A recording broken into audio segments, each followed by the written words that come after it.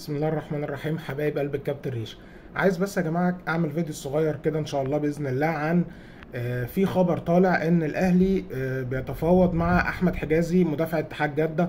الخبر ده في صحيفه تقريبا اسمها اليوم السعوديه او كده، هتشوفوا دلوقتي طبعا الصوره بتاع الخبر وكده.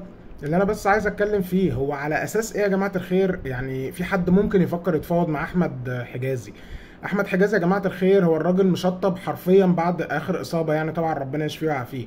الراجل ده ساعه ما رجع اتحاد جده، ودفاع اتحاد جده حرفيا بقى شوارع. اتحاد جده خسر ماتشات كتير، اللي متابع فيكم الدوري السعودي هيشوف ان الاتحاد جده كان دفاعا من اضعف الدفاعات. احمد حجازي يا جماعه الخير ما عادش زي الاول.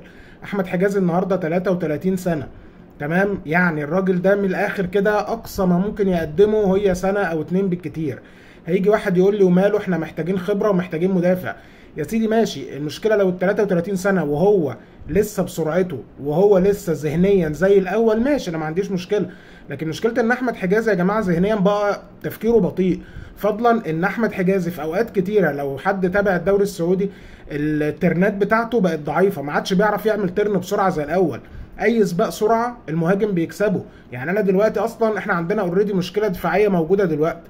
طيب اروح انا بقى اجيب احمد حجازي عشان يزود لي المشكله الدفاعيه اللي موجوده عندي؟ طيب انا هستفيد منه يا عم ماشي في عنصر الطول او الكور مثلا الثابته سواء لينا او علينا، ماشي يا معلم. طيب اما بعد بقى الكوره لما تبقى على الارض، لو دخل سباق سرعه مع اي مهاجم هنعمل احنا في الموضوع ده ايه؟ تمام. طيب هنعمل ايه مثلا لو عندي بقى لعيب مثلا حريف وبيعمل ترنات وبيتحرك بسرعه؟ هو هيعرف يعمل ايه؟ احمد حجازي بقى واحد من الثغرات الدفاعيه اللي موجوده في اتحاد جده.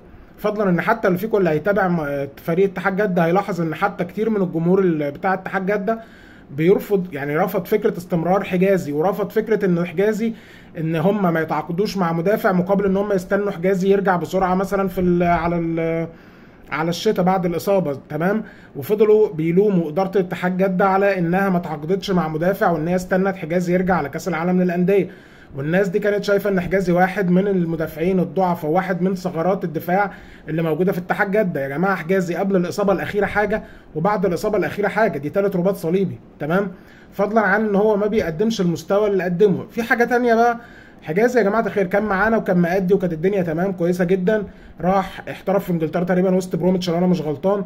ولما فكر يرجع من وسط بروميتش، هو حضرتك ما رجعش عليك، هو ما عرضش نفسه اسك قال لك ارجع وانت قلت له لا، قال لك لا يا عم انا راح العب في السعوديه ويطلع لي زرباح فلوس. مع احترامي الكامل، انت جاي بقى دلوقتي او توافق على عرض الاهلي او تفكر في الاهلي، تمام؟ او تكلم حد او حتى حد من الاهلي يعرض الفكره عليك. انت جاي دلوقتي المفروض عليا ان انا اجيب لعيب بيشطب وعشان مجرد ان هو بيلعب على سمعته القديمه وعلى تاريخه؟ طب انا يعني استفدت ايه يا ابني؟ ده ما اتخدش في المنتخب يا جماعه الخير. انتوا متخيلين الموقف؟ يعني متخيل رامي ربيعه راح المنتخب وهو لا؟ يعني انت مستوعب المشكله فين اساسا ان انا اجيب لعيب زي ده؟ لا، مع كامل احترامي، يعني انا شخصيا واحد من الناس شايف ان لا، احمد حجازي ما ينفعش. ده انا اطلع لعيب من الناشئين ارحم لي، انا ما اجيبش لعيب خلاص شطب ولعيب انتهى واجي اقول والله اصل هينفعني، اصل والله عنده خبره. يا فرحتي، يعني انا عنده خبره ما بيعرفش ومش قادر يجري، عنده خبره والترنات بتاعته صعبه او ما عادش قادر يربط حتى يوقف الدفاع ويربط الدفاع مثلا على خط كاوفسايد او كده. طب انا استفدت انا ايه؟ طيب انت فاهم انا عايز اقول لك ايه؟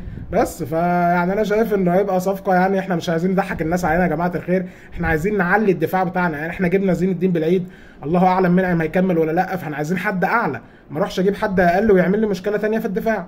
يلا، السلام عليكم.